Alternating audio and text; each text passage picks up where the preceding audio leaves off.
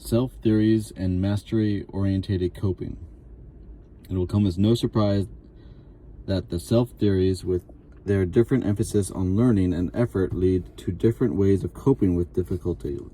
Basically, the entity theory often leaves people few good ways for reacting to setbacks. In one study, Blackwell, 2007, we compared students with an entity theory to those with an incremental theory of intelligence, and found that those with entity theory were more likely to say that if they did poorly on a test, even if they were new to a course and one liked a lot, they would study less in the future and would seriously consider cheating. This is how people cope when they think setbacks mean they lack permanent ability. In contrast, those students with the incremental theories said they would study more or study differently. They plan to take charge of the situation and work to overcome the setback. When the going gets rough, people with incremental learning framework do not only take charge of improving their skills, they take charge in their motivation as well. Grant, 04. Despite setbacks, or even because of them, they find ways to keep themselves committed and interested. On the other hand, students with an entity performance framework lose interest as they lose confidence. As the difficulty mounts, their commitment and enjoyment goes down. Since the important pursuits in life involve setbacks, sooner or later, more likely sooner and later, it is seriously liability to lose interest and enjoyment simply because greater effort is required. Thus, an entity theory framework leads people to value looking good or learning, to disdain and to fear effort, and to abandon effective strategies when they are needed the most. An incremental framework, on the other hand, leads people to seek challenges and learning, to value effort, and to persist effectively in the face of obstacles. What's more, allows people to sustain their enjoyment even when the going gets rough. Billy Beane, over time, actually came to recognize that these incremental ingredients, the ability to see setbacks as a natural part of learning, to improve through effort, and sustain enjoyment and commitment, were keys to success in the sports world. Lewis, 03. With this knowledge, general manager of the Oakland Athletics has led his team to several seasons of almost record-breaking wins and one of the lowest budgets in baseball.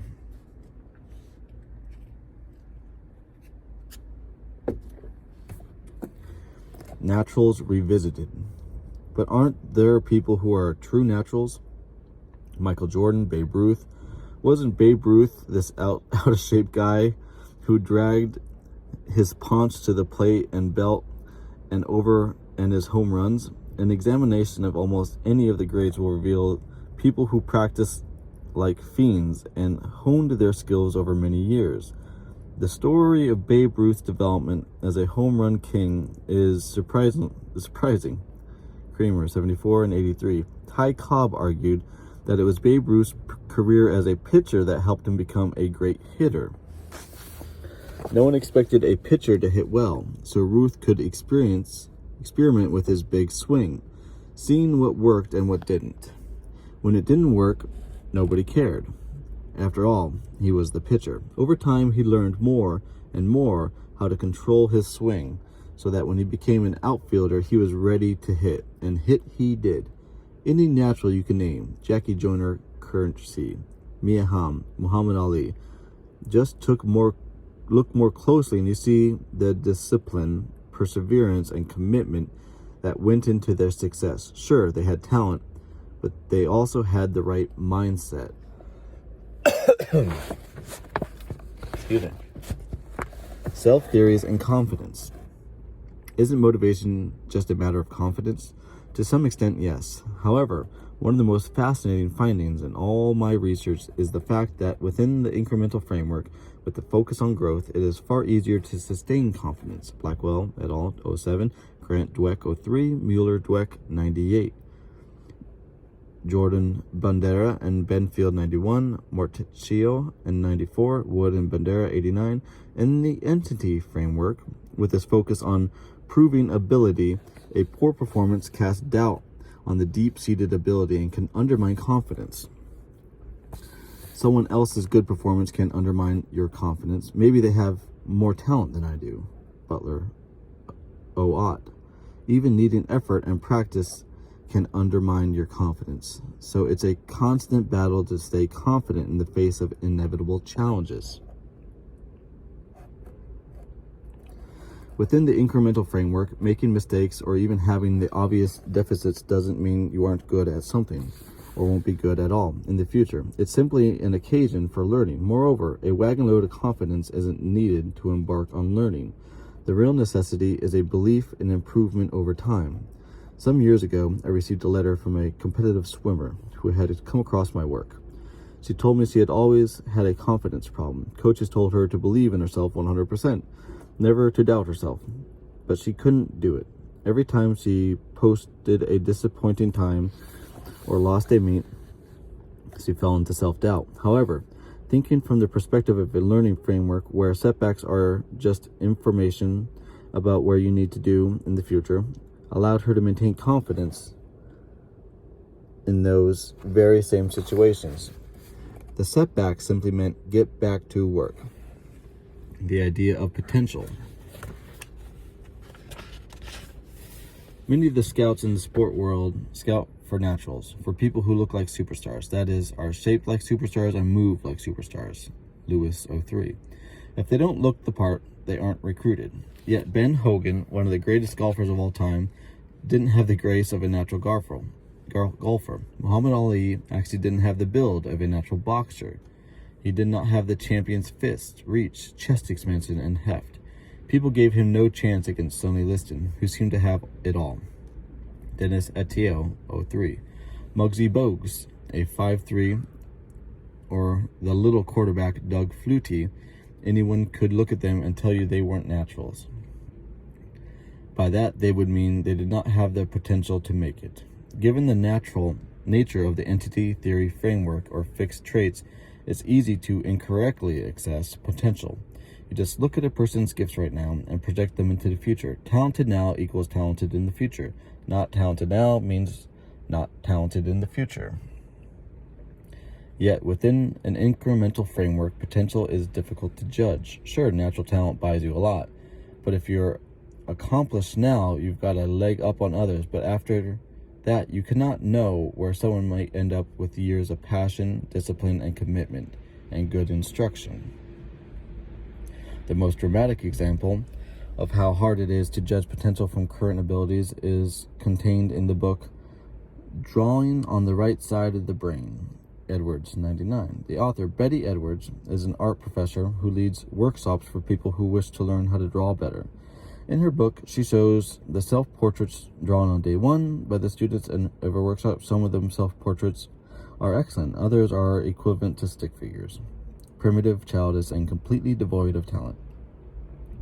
She then shows the self-portrait done by the same people 5 days later at the end of the workshop. All of them are amazing, detailed, dramatic, professional. What's more is that those who started out better did not necessarily end up better. Now, drawing is considered to be one of those natural talents. You either have it or you don't.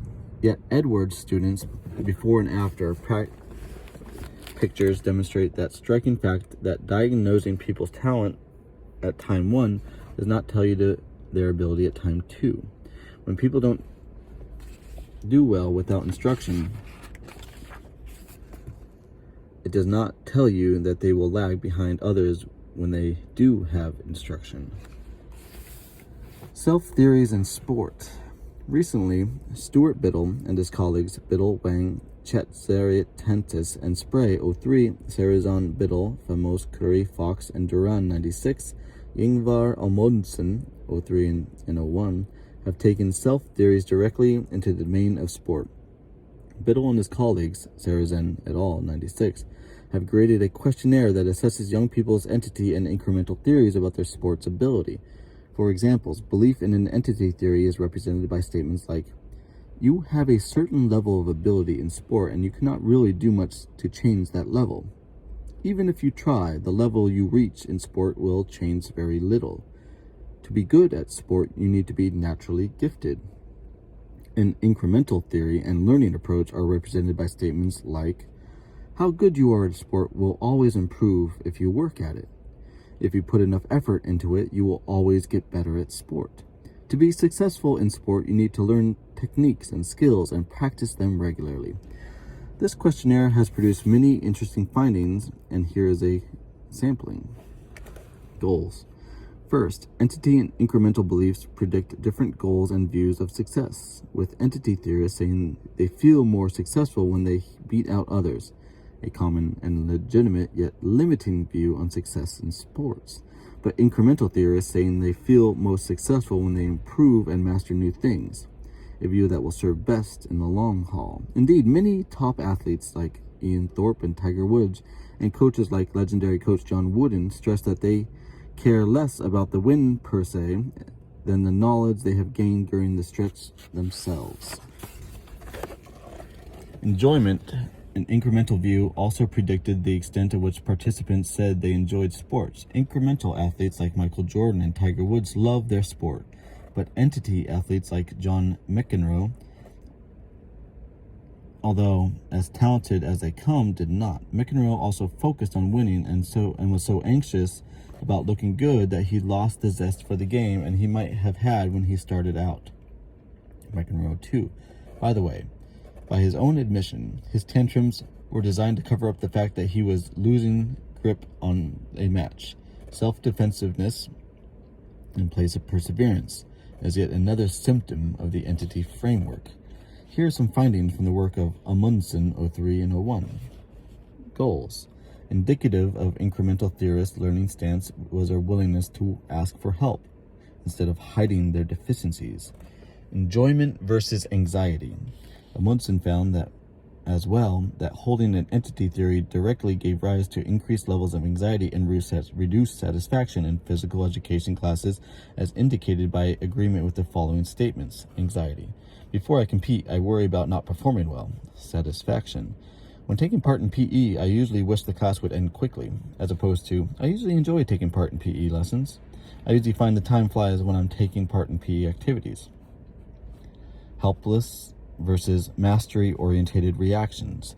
In this research, Amundsen found that an incremental theory predicted a mastery-oriented persistence and analytic stance towards sport.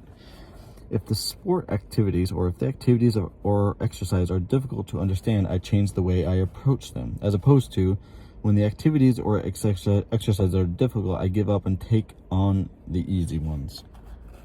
Finally, Amundsen found that an entity theory prediction of self-handicapping, a defensive strategy designed to protect people's view or their ability even on this sabotages their chances for success. Specifically, holding an entity theory was positively related to, and holding an incremental theory was negatively related to, the tendency to recognize oneself in the following statements. Some pupils fool around the night before a test in PE so that if they don't do well, as they hoped, they can say that is for the reason. Some pupils let their friends keep them from paying attention to PE or from practicing. Then, if they don't do well, they can say that's the reason. Thus, this work, which takes self-theories directly into the world of sport, provides exciting support for the view that passion and excellence in sports are guided by people's self-theories about their sports abilities.